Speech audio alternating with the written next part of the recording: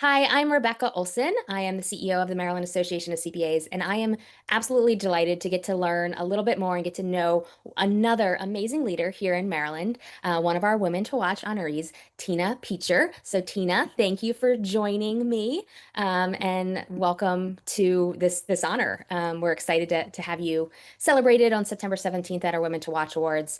Tina, we know you've been honored with the Experience a Leader category, and so that means you have a long career of amazing accomplishments. But I wondered if there was something that kind of stood out to you along your career journey that said, that's one of the things I'm most proud of in this journey I've been on.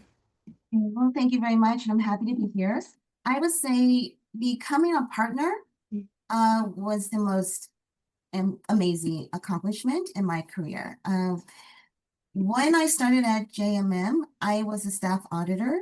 In fact, I was hired by the firm largely because of my experience in internal auditing with Deutsche Bank. Okay. And I'm afraid to say or embarrassed to say that when I was hired, I didn't even know my debits and credits. Okay. I had already got my master's degree in business management, and then I decided that I needed to get my CPA.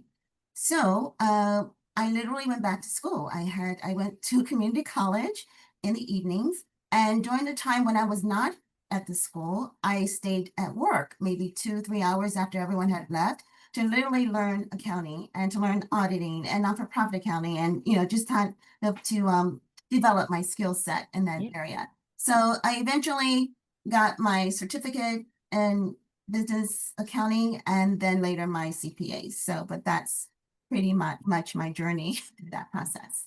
Wow, that's amazing. And everybody's journey looks different. Mhm. And the resiliency and the grit that it takes to go to school at the same time as working, Mhm. lots of lessons learned, I'm sure, and lots of character built in that process for you. So it sounds like a lot of your career, right, starting as a staff accountant and now being a partner at the same firm. Mhm. I would imagine that there's been some mentors along the way, some role models, some people that you've learned from along the way. I'd love to learn if there's someone that really stands out as having that kind of impact on your career. Sure. So I have to say David Jones, the managing partner, was a significant mentor to me. He literally took me under his thumb. Mm, My first audit assignment was in Orlando, Florida. It was just basically him and I. wow, And during that audit, and it was probably the largest client of the firms at that time. wow. So during the audit, I learned a lot. I learned a lot about the audit process, evaluating the client's internal controls environment, testing, reporting, documentation, and so forth. He also taught me not to take things at face value. And I was able to really observe and learn from him in terms of his interaction with the client. Mm, Okay. He always made the client feel comfortable. If there was something they did not know or understand, he really explained the situation in simplistic terms so that they could really have a grasp on their financials and what that all meant. Okay. Um, One example of David's patience was one day for the same client, I was responsible for preparing the audited financial statements. So with regards to the independent auditor's letter, I actually started editing it to make it read better. And David said nothing.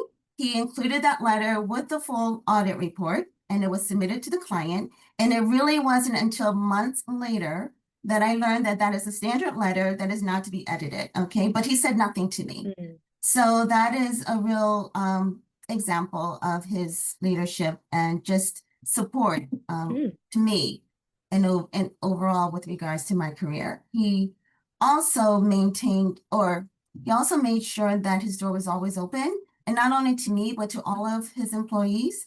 I could mm. literally just walk into his office anytime throughout the day with questions. He would literally set aside time to answer my questions, no matter what he was working on. And till this day, he does the same thing. And again, I watch how he interacts not only with myself, but with others in the firm. And so therefore, we have a really very, very, very low turnover rate. Everyone who comes generally stays. Some who have gone have come back, Yeah. just largely because of his leadership.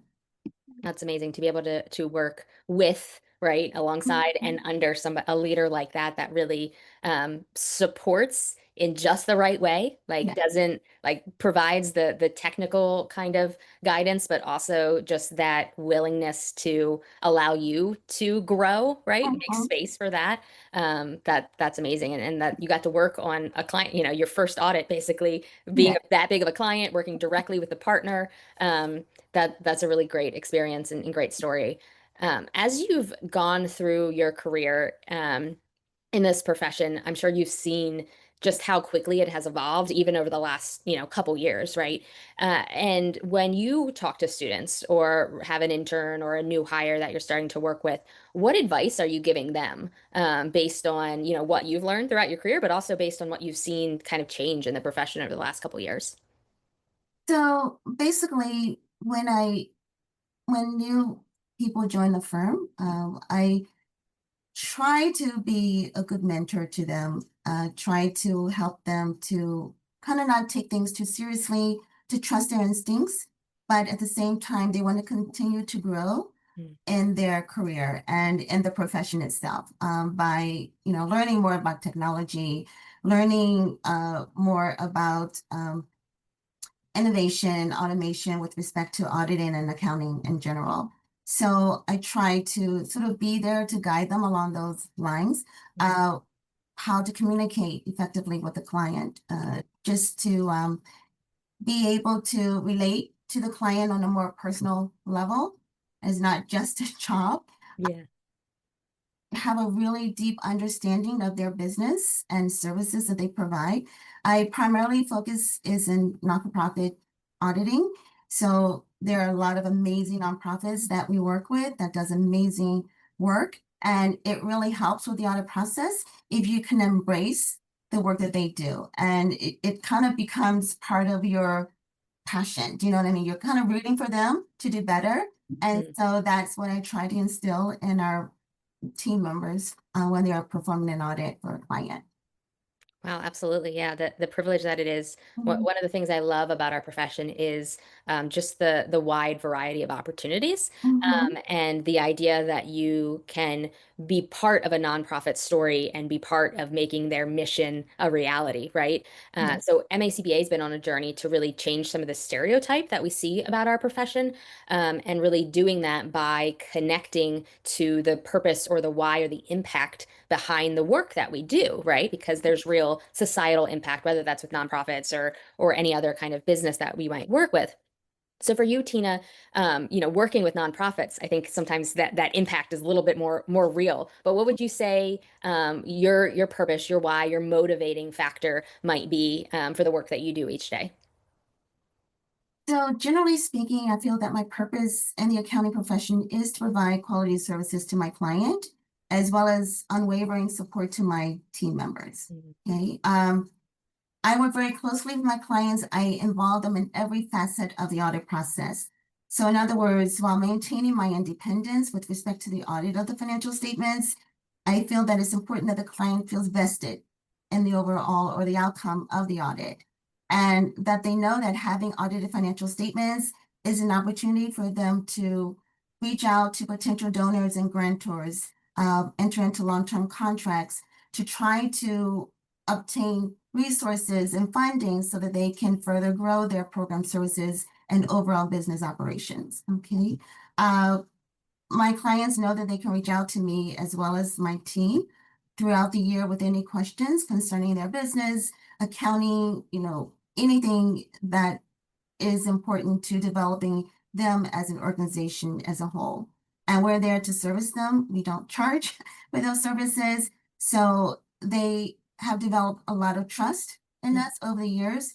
Our retention rate is extremely high. In fact, I still have many of the same clients that I started with when I joined the firm, including the one in Orlando. So it's been great to kind of witness that growth and witness how they have evolved as organizations. Uh, with respect to my team members, again, I make them feel vested and involved in the audit process, regardless of their level in the Mm. firm, whether it be staff, senior manager, it really doesn't matter. They are all of equal value to the audit process. As an example, they're all part of meetings with the client as well as members of the board. They are encouraged to ask questions.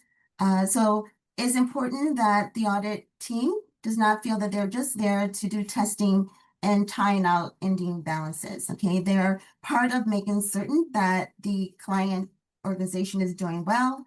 You want to strengthen that organization and just kind of be part of the process and making certain that the client is continuously growing and getting better in terms of how they operate their business and overall financial services. Wow, yeah. Every member of the team being part of that excellent quality that then allows a nonprofit to grow and receive funding and then impact the communities that we live in. Like that full kind of story of what's happening in that process is such a powerful statement about our profession and how it works.